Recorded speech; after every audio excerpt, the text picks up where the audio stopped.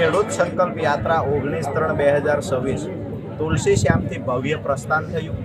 અલગ અલગ જિલ્લાઓમાં, અમરેલી અને જૂનાગઢના અલગ અલગ તાલુકાઓમાં, ગામડાઓમાં ફરતી આજે ખેડૂત સંકલ્પ યાત્રા માળિયા હાટીના ખાતે પહોંચી। દરેક જગ્યાએ ભવ્ય સ્વાગત થાય છે। ગઈકાલે જ્યારે વિસાવદરમાં સભા હતી ત્યારે પણ હજારોની સંખ્યામાં ખેડૂતો ઉમટી પડ્યા। આજે જ્યારે માળિયા હાટીના ખાતે આવ્યો, મને આશ્ચર્ય લાગે છે કે વારંવાર ખુરશીઓ મંગાવવી પડે, વારંવાર વ્યવસ્થાઓ કરવી પડે, એટલી મોટી સંખ્યામાં, હજારોની સંખ્યામાં માળિયા હાટીના ખાતે સ્વયંભૂ ખેડૂતો ઉમટી પડ્યા। આ લડાઈ જ્યારે બિન રાજકીય છે ત્યારે ઘણા બધા ગામડાઓના સરપંચો પણ ગામનું પ્રતિનિધિત્વ કરી અને આજની સભામાં ઉપસ્થિત રહ્યા છે।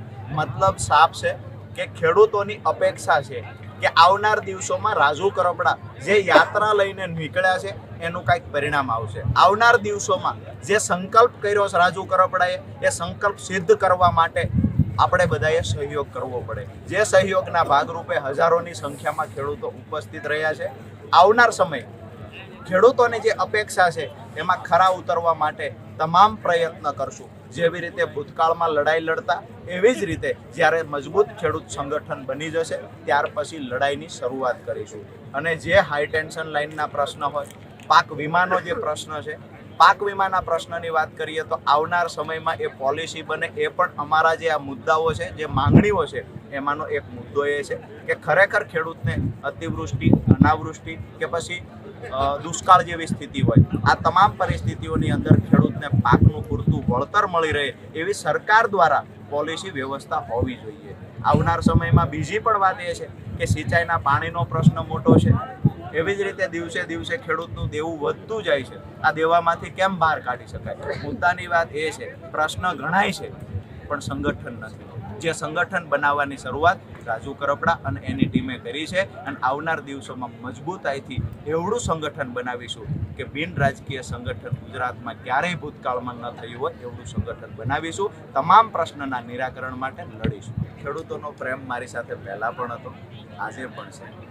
જ્યારે ક્યારેક એવો વિચાર આવે કે લડાઈ છોડી દેવી છે, પછી આવી જ્યારે સભા થાય છે ત્યારે એવું થાય છે ખેડૂત રાજુ કરપડા ખંભે હાથ મૂકીને ઊભા છે। દુશ્મનો રોટલા રાજકીય શેકવા માટે ગમે એટલા માસલા દોષે રાજુ કરપડા ઉપર, પણ ખેડૂતો રાજુ કરપડાની સાથે છે। અને જ્યાં સુધી આ ખેડૂતો મારી સાથે છે ત્યાં સુધી કોઈ એક પાર્ટીની તાકાત નથી રાજુ કરપડાને બદનામ કરી શકે કે રાજુ કરપડાને ખરાબ કરી શકે। ગઈકાલે વિસાવદરની સભામાં તમામ પાર્ટીઓએ પ્રયત્ન કર્યા કે રાજુ કરપડાની સભામાં કોઈ માણસ નથી, તેમ છતાંય હજારોની સંખ્યામાં ખેડૂતો આવ્યા। આજે અહીંયા આમ આદમી પાર્ટીની ક્યાંક ને ક્યાંક ખેડૂતોને આવતા રોકવામાં આવ્યા છે, તેમ છતાંય હજારોની સંખ્યામાં ગ્રાઉન્ડ ખચાખચ ભરાઈ ગયા। એવડી સંખ્યામાં ખેડૂતો ઉપસ્થિત રહ્યા, સન્માનો થયા, સ્વાગત થયા, ખેડૂતો ઉમળકાભેર મારી સાથે મળે છે। 100% એક વાત છે કે ખેડૂતોએ મન બનાવી લીધું છે કે આપણું પોતાનું સંગઠન કરીશું અને આપણી લડાઈ આપણે પોતે કરીશું।